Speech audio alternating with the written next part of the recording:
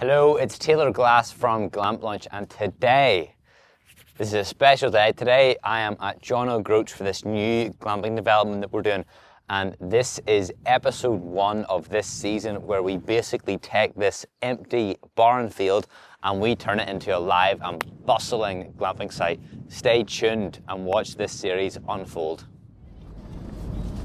Okay, so we have just arrived in at John O Groats right now. We're literally on this road here, and we're going to go up here and check the site out. So we'll be there literally in 4 minutes.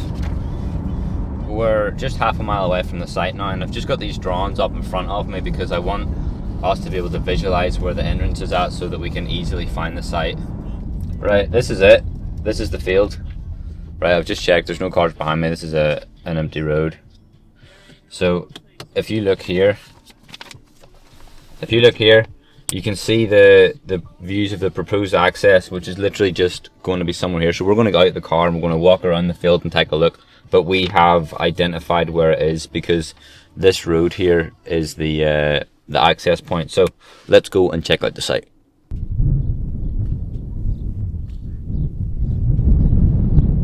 So the first thing I need to do is figure out where the actual site boundaries are, because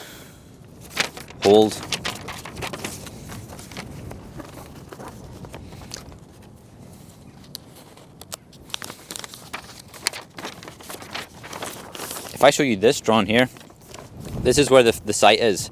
And right now, as you can see, it's literally just a field. So my first job is to figure out what the actual acreage of the site is and where the site's going to be at. I think it's going to be down here, so we need to take a little walk. As you can see this road here behind me? That's that road there. So it is, which means that the site is just going to be right here. And if you look over my other shoulder, you'll see this fence and this boundary where it meets together. And this here is actually where the development is going to be, right here. One of the things that I am checking for right now while doing this site feasibility tour is I'm looking at the access to the site. Now, if you look behind my shoulder, you'll see that there's very, very good visibility up this road, probably in excess of 90 meters. And if we pan around this way as well, you can also see that we have a visibility of probably over 90 meters. Now, we can actually measure this here, but the reason this is important is because one of the things that the planners look for is they want to see what the access to the site is going to be like, and they want to make sure that it's safe for visitors coming into the site and that it's safe for pedestrians on the road. So this site passes that check so far.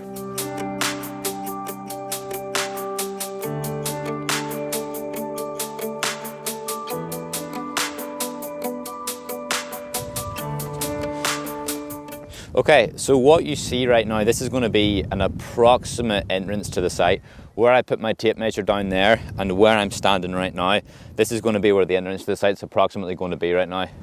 I'm just putting an X here for my own internal reference as an approximate entrance to the site. So what I'm marking off right now is I am marking off this entrance to the site here. So just whenever we can come back to the site, it's going to be easy for us to just get a reference point as to where the entrance is.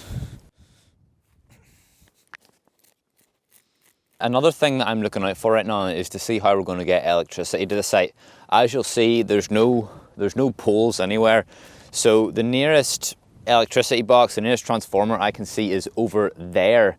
But I don't know if that's where we're going to get our electricity from. So I need to speak to SSEN and see about how we can bring power to the site either aerially or under the ground. And there's the box I'm talking about right there. I'm just looking at this transformer over here because that might be what we get our electricity from.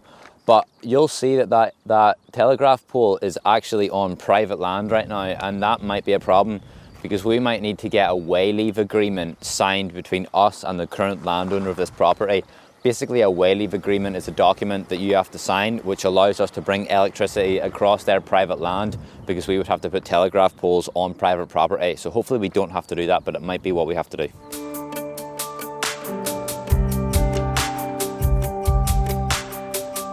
Another thing too, what I'm seeing in this site, and as you can look around as well, the site's not very level.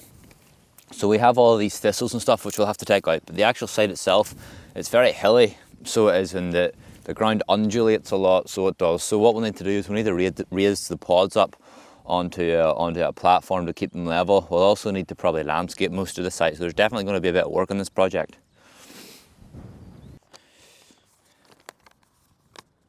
you'll notice now that the ground is starting to level out a lot more. This is where the primary development's going to be. A minute ago you would have saw we marked out where the entrance to the site is going to be, and this here is probably going to be where the pods are mostly going to be positioned. So the ground here is much more level, which is perfect for a glamping development. You'll see that pod 1 is going to be facing this way, pod 2 is going to be facing this way, pod 3 that way, and pod 4 that way. So we basically are here, we want to map out to make sure that all of the pods are going to have good visibility once they're here and once the guests are staying in it, so they've got something nice to see. You'll notice that one of these pods is going to have a good view of the sea, another pod's going to be looking at the field, and we have all this greenery behind us as well. So all of the pods on this site are going to have beautiful views, and that's one thing that's obviously very important for guest retention, so it is as well, you know.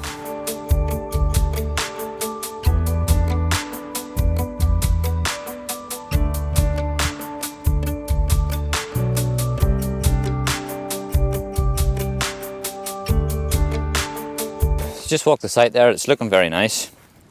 So it is, it's in a very good location, it's spacious enough, there's going to be a lot of room between all the pods, so all of the guests will be segregated enough that they'll have their own privacy, so they will. And I think that it's going to be a nice development. We're just going to do some final measurements now, so we are shaping up to be a nice place though. One of the things I'm trying to work out right now is where the actual site boundary is, because on this drawing you'll see that the actual site boundary is still within a larger field.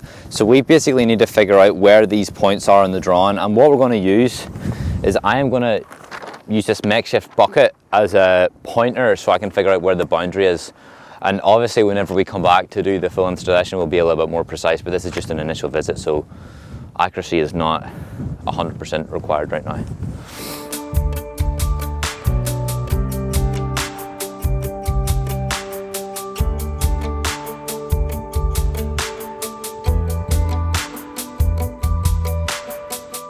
Right now what I'm doing, why I'm hunkered down like this, is I'm just checking the topography of the site. I'm trying to see where the slopes are. I'm not sure if you can see it on the camera, but what you'll notice is that the site slopes down a little bit like this. Specifically what I'm looking at, right, see this treatment plant, underground treatment plant, that's where all the waste and all the disgusting stuff of the site is going to run to. But it's very important that the treatment plant goes somewhere where the ground naturally has a gradient going down to it. And I like this drawing a lot because it's actually in the right place. They put it over here in the drawings, and that's quite good because the land sort of does slope in towards that way, which means that putting the treatment plant over there is a good idea, because it means that we will not, in theory, have to run pumps and motors to pump the waste away to the treatment plant. The natural gradient and the gravity will take it there anyway, so that is a good sign. That was a very interesting site visit that I'd done last week for our client Nick and Tush. Right now they're in the process of acquiring this piece of land, and they're just doing their final due diligence check, which is why I went and done a site tour. Now, after they finalize the procurement and the acquisition of the land, then we're going to move up and we're going to start installing the pods, doing all the infrastructure and groundwork. This is episode 1 of this full development. So if you enjoyed episode 1, subscribe to our YouTube channel and turn on your notifications to see how this project develops over the next 12 months.